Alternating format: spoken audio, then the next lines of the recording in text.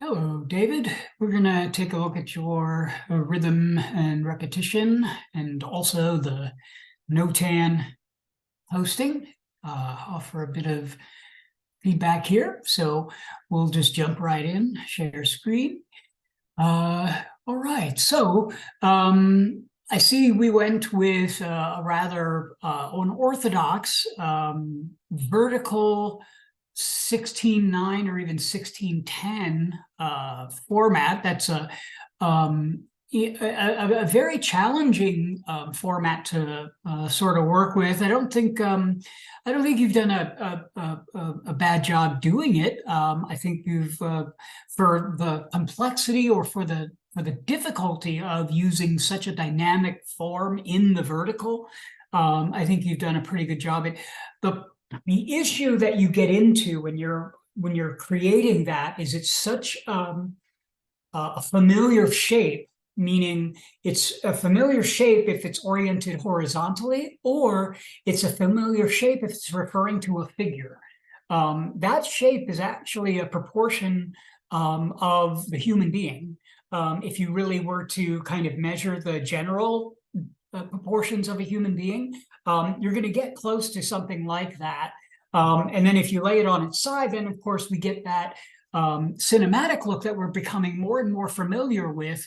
But to use it on the vertical, we're really asking the viewer to either one, consider that this is in a relationship to a human form, or that we're not seeing something, because our normal field of vision doesn't give us that.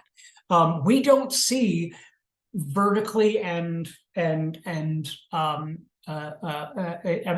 and down as much as we do side to side. We don't view things as in the sky and the ground and what's in front of us. We view things from what's in front of us and what's on the sides of us.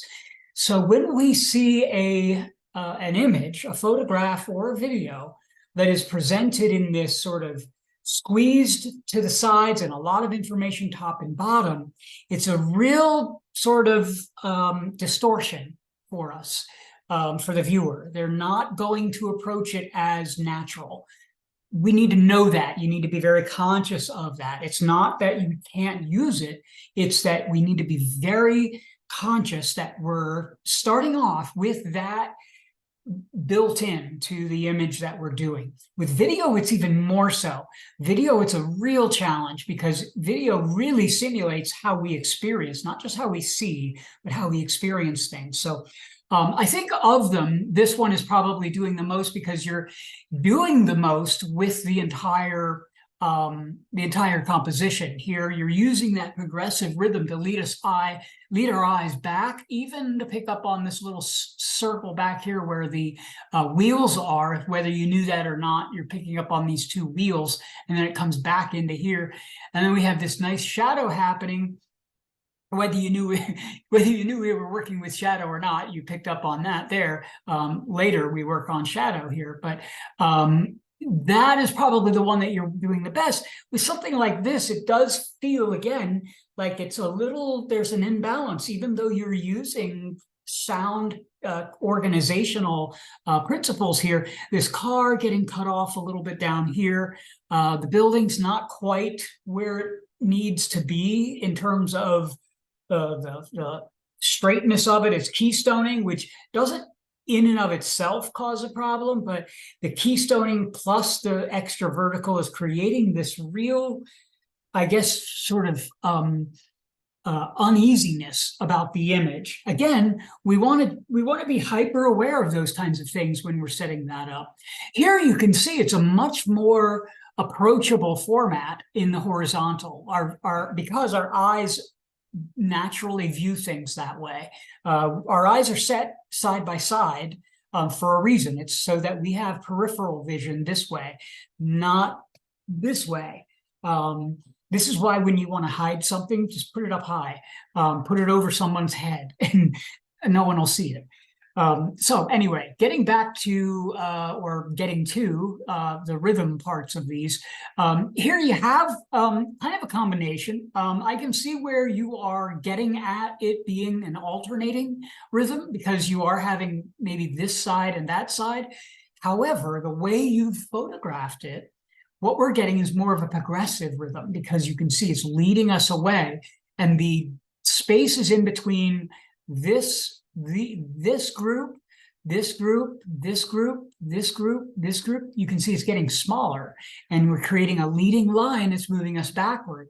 This is a progressive rhythm, what we're setting up. So you've taken a alternating rhythm, and from the way that you've situated yourself to make the photograph, you turned it into or presented it as a progressive rhythm. You have the ability to do this. I mean, this is not something right or wrong. This is just, you can choose these things. When you're in a scene, you're out making photographs, you're going to see examples of lots of different possibilities, strategies, things like that. And it's up to you to sort of choose which you're going to be emphasizing, which kind of tools you're going to be using. Do you use the phi grid to kind of organize things? Are you going to use or take advantage or really bring about some of the repetition in there? Or are you going to diminish some of the repetition? Do you see alternating? Do you see progressive? Which one are you going to take advantage of? How do you make these choices? Very simple. What's important to you? What's important to you will help inform you as to what kind of strategies you need to communicate those things. So if what you need is a lot of activity and a lot of tension, a lot of energy, you'll take on certain compositional strategies over if you're intending on creating a very calm and serene sort of environment because you're wanting to communicate certain things within it. So these are the reasons you would choose those things. So again, we are setting up a progressive rhythm here. You've got this rhythm that is creating this escalation, and then we have this is diminishing as you go back. So, and I think you were calling it alternating. So you do have these alternating rhythms here. But the way that you've organized the main emphasis of this image here, this being the main sort of emphasis, this is a progressive rhythm that you've set up going on. This is also leading lines, which we've mentioned a couple of times before. Here now you're getting more at the alternating rhythm. You'll notice that alternating rhythm can be actually manufactured or really emphasized and arranged by coming to the front of it, coming to the flattening the space and presenting those things in a more of a stage setting, a two-dimensional platform setting. You're going to have a better a vantage point to create that alternating rhythm, to get this sort of comparative thing. When something is in front of another thing, my hand is here and my other hand is here, this hand becomes more important than this one, right? Because it is, it's forward. I'm also creating a progression. This is forward, this is back. But if I set them right next to each other, right, they're still the same hands, but same lighting, everything. But now I've set up an alternating rhythm because I'm not giving any like a preference to either one of them. So you're alternating back and forth between them. This is how you create that alternating rhythm. Your light that you're choosing is very good. I really like that you're choosing times of day that are lots of shadows. And I'm really interested in how you're using the entire sort of space here, using the whole picture plane. You're doing a very good job on these horizontal compositions where you're taking that long format and using them as in the horizontal. Like I said, the vertical sort of treatment of these are going to be extremely challenging, and so keep working with them. But just know that it's going to be a very difficult way. This is probably the most effective of the undulating rhythms that you've created here. This is quite beautiful, not just because it's it's got this scene that I find appealing, but because of the rhythm that you've created. I think you might have known that already just looking at it, and you create a beautiful balance. You're using also the principles of the phi grid and the golden spiral here. There's just a lot that's going for you here. You're using the tools that we've been talking about, and that's why this photograph goes beyond just observational, and it turns into something that is really active, even though it's a horizontal of a landscape that is quiet and partially frozen. Even though the lighting is really sort of subtle, and there's not a whole lot of bright shadows and highlights and things like that going on. There's just a lot of detail. Everything is being sort of dictated by that undulating rhythm created by the striations in the earth, the movement of the water, all of those kinds of things. So this is a really powerful image, and I'd like to see you kind of explore these kinds of things even more. This one is a little less, only because it feels a little more self-conscious. In other words, it feels like you really are trying to, create this image with these layers and so on and so forth, which is fine. There's nothing wrong with that, but this feels composed. It feels to me as a viewer, I guess a seasoned viewer, if you want to call it that, but it feels like you were actively composing this.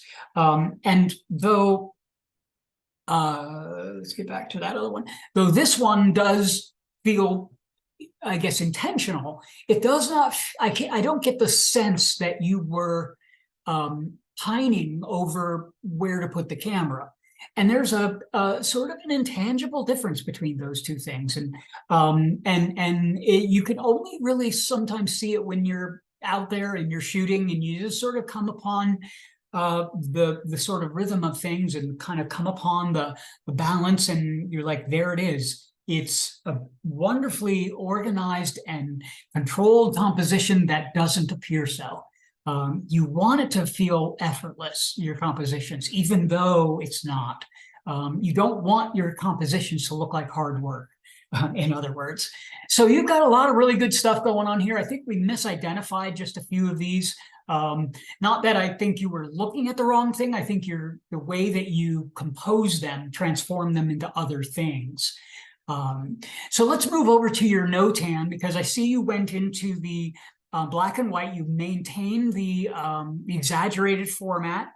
Here you're doing a much better job with that vertical here. And the reason you're doing a better job is you are using the entire picture plane. You're using every inch of the rectangle there. When we start to use a lot of negative space, that's where it kind of starts to get a little bit more difficult to control, because that negative space is sort of, it just leaves us sort of it emphasizes that awkward, unorthodox shape on the vertical like that. Whereas this, there's a reason for it to be that long, right? You're saying, I had to make it this way because the subject and the focus of it dictated it. The subject and the meaning of what I'm trying to communicate, it dictates that it has to be this extremely elongated kind of composition here. Even something like this, where you're taking advantage of the full length here of it, you're really kind of taking it up and using all of it. Whereas when we don't, I think it comes across as being incomplete in a way. It would be as if we had a photograph like this on the horizontal, where this side of it over here was like empty, like there wasn't anything there. It would feel off balance. Well, the same thing happens in that straight vertical when we have a sky. It doesn't happen when the composition is more squatted, like a 4x3 or something, because it has that more compressed feeling. But when you have that all elongated and then you have the sky negative space up here, that's where I always view it as kind of feeling not quite in the right place. Here, this is setting up a wonderful progressive rhythm. The shadow area is a little bit more ambiguous. We were hoping that you really got into, the spirit of like working the shadows here. Let me just make sure you're talking about shadows. Yeah, working the shadows here. And this is all right over in here. I'm circling with that is beautiful stuff right over here. And I really want you to be like over there. I really want to be over there, looking at that mostly. Not because this image isn't working. I think there's a lot of stuff that is going on here that's like valuable, but it's when we're talking about the use and the kind of using shadow as our main compositional element, as the subject even, this is where all of the chi of it is right here. And so I want to be there. And so we want to pay attention to our intention. And sometimes I'm going to be giving you guys the intention, and other times you guys are going to get it. But here, you've got it in there, but it's just not, it's not the hero of your photographs at this, in this one anyway. Same thing over here. You've got some wonderful things happening over here, and it's getting there. This is getting to where we're doing the shadow, but it's not quite, over the top yet. It's just like one step more and you'll be there, in terms of the emphasis being really on those shadows. And then you make a photograph where the audience it's clear to the audience, you're making an image of photographs first and foremost, and then about photographs, about shadows, it takes you even that much farther. It's difficult to get there, even as beautiful and nicely done as this is. I mean, this is really beautiful and wonderful. The composition's working, lots going on for it. But our shadows, which you have here, which are just lovely, are getting kind of covered up. They're sort of minimized, if this were an orchestra, we wanted to hear those flutes, but the flutes are being drowned out by the drums and all of the other percussion that's happening here with all this excitement. So that's the real question is, can we get into the subtlety of the shadows while still maintaining some of the energy that you have? Here is a little bit different. This is a typical space, is like right out the door of our studio. You are getting into this shadow area. You're using it a little bit more effectively because you don't have as much going on. Is it a shadow? Is it a photograph about shadows yet? Again, ask yourself that question. If the intent is to make photographs that are about shadows, where shadows are the main subject, that's what we want to be kind of looking at in and of yourself. Like when you're making the photograph, what am I making an image of here? Not just that there's a shadow in it, but what is it of? The thing is, these are great photos. I mean, I think you're making really fantastic images here. I just think I would like to encourage you to get even farther into the exploration of this idea of the shadow. I think you're using shadows, but are we making the shadow the hero of these photographs, or the empty space? I think you're better off in these empty space images because you seem more comfortable with objects. So this, here you really are using this empty space very, very well. Here you're using the positive, negative, dark, light space very well. Here you're using that light, dark very well. So with here, it seems like you're much more free to explore, whereas with the shadows, it might have seemed like you're not exactly sure what to do with it. You can identify the shadows, but what are you going to do with those shadows? So all of this is, hopefully helping you understand the difference between, effective photography and then being able to get at your intention. If you're motivated to go in a certain direction, can you, move in that direction? And that's going to be an important part of commissions and working with patrons and clients and so on, because that's the skill that we really want to develop. That is what we are valuable for as creatives, is the ability to identify an intention, basically to aim our creativity at a thing and be able to like focus on it and achieve what we're looking for, or at least move in that direction, and then communicate with whoever it is we're working with for further guidance. So a lot of good images that I'm seeing. If there's anything I would say, when you're making these photographs as you move forward, number one, be really conscious of your format. I would just say continue with this exaggerated 16 by 9 or even 16 by 10 or 16 by 9 or 16:10 format. When you go to the vertical, be very conscious about that. Make sure that you're incorporating the entire picture plane. Be very mindful of spaces that are not participating in the composition, because it becomes very critical that you're using everything in that sort of unorthodox, very sort of unusual shape on the vertical like that. Horizontal's a little bit more natural, but you're still having to use everything to its full advantage there. And then number two, when you're looking through the lens and you're making these images, ask yourself, not necessarily what is the image of, but what are these images about? And when you're looking through there, is that what you're looking at? Are you looking at something that's about a thing, or is it just of a thing? That's going to really help you to move past subjects. It's going to really help you move past the simple part of composition and move into the more complex part of composition, which is where it leads us to the communicating part. Because that's where the real leap is. Learning the techniques and learning the principles and the language and stuff like that, that's not as difficult as figuring out what to do with it once we've learned it. And so that's where we want to start getting to as we move forward. So thank you for your imagery. I really appreciate looking at it, and I hope to see more of it in the upcoming weeks. All right, we'll see you in the studio. Bye now.